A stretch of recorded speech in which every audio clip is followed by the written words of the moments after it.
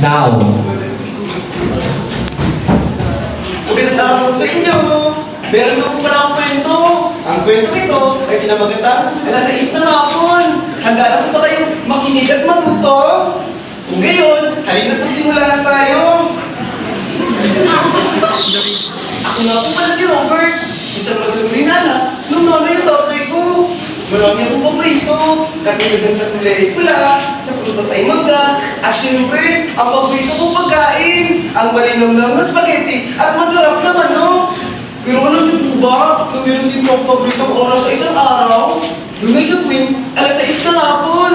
Ako labis na nagagalak at nasasabik sa tuwing sasabit ng oras na yun. Kakain agad ako ng hapunan, maglilinis ng katawan, at inihahanda ang aking sarili. Kausap ang tatay ko na nasa kabilang panig ng mundo. O abroad? Abroad ang tawag doon, sabi ng nanay ko. Tuwing ganitong oras, bubuksan ng nanay yung laptop.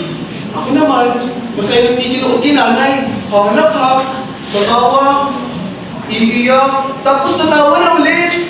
Ganun siya makipag-usap sa tatay ko. Para ako nanonood ng television.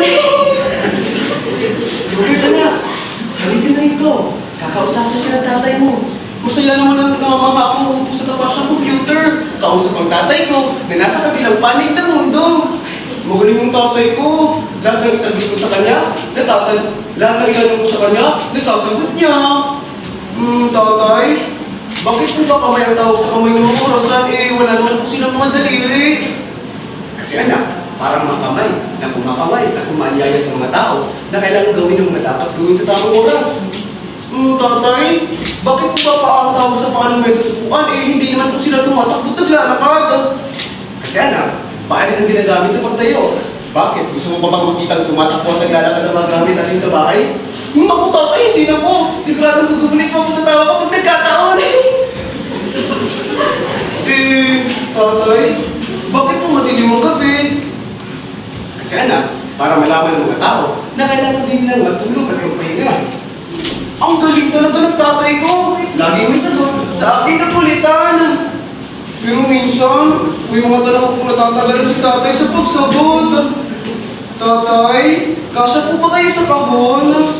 Ngumiti lang siya, tapos pupunas ng mata. Robert, anak, pasensya na ha. Hindi kasya ang tatay sa kahon. Tatay, ba't dyan ka po nag-opisina? Ba't ang tagal niyo pong umuwi? Anak, mas mataas ang sweldo dito. Di ba gusto mong maging doktor? Tutulungan ka ni tatay na maging doktor. Tutulungan ka ni tatay na makapasok sa magandang paaralan at may bigay ko lahat ng mga pangangailangan mo. Tapos, magpupunas ulit siya ng mata. Ang iiyak ko siguro ang tatay ko. Pero, di bali na po tay. Ako na lang po sasakay sa kahon. Total, kasyang-kasya naman po ako doon. Pero kahit ilang beses ako sumut at matulog sa kahon, nagigising na lang ako, nagkinakagat na ako ng mga langgam. Naiwan ko yata ako ng mamang nagdadala ng kahon sa kabilang panig ng mundo. Marami pa pong mga alas 6 na ako na nagdaan. Kinukwento ko sa tatay ko na marunong na ako magbasa, magsulat, magbilang. At syempre, marunong na rin pa ako tumingin ng tamang oras sa orasan. Mula alauna hanggang alas 12 ng gabi. Minsan, hindi pa ako natapos sa pag-aralin ko. Pinapagawin kami ng aming guro ng bahay at pamilya. Hindi pa ako natapos, kaya naman, magpatulong ako sa tatay ko. Anak, parang may tulong sa ginuguhit mo. Oo nga pala. Kaya naman, ginuhit ko si Bantay. Tapos, gumuhit na rin ako ng puno at halaman. Robert, anak, parang may kulang pa rin sa ginuguhit mo. Sige ka, magtatampo sa ng tatay mo niyan. Isipin mo mabuti, Robert. Oo, alam ko na kung anong kulang. Kaya naman, gumuhit ako ng malaking laptop. Isang larawan sa loob nito. Si tatay na nasa kabilang panig ng mundo. At sa labag ng malakas ang tatay ko. Napatingin naman si nanay. Tapos, nilapitan ako at iyakap ng mahigpit na mahigpit. Robert, anak, huwag ka naman lungkot dyan. Kahit nasa kabilang mundo ng tatay mo, laging isipin na mahal niya tayo, ha? Tapos, napatingin ako sa loob ng computer. Robert, anak, huwag ka naman lungkot dyan. May sorpresa sa'yo ang tatay. Uuwi na ako sa Pasko. Uuwi na ako sa buwan ng Disyembre. Sobrang saya ako sa narinig ko.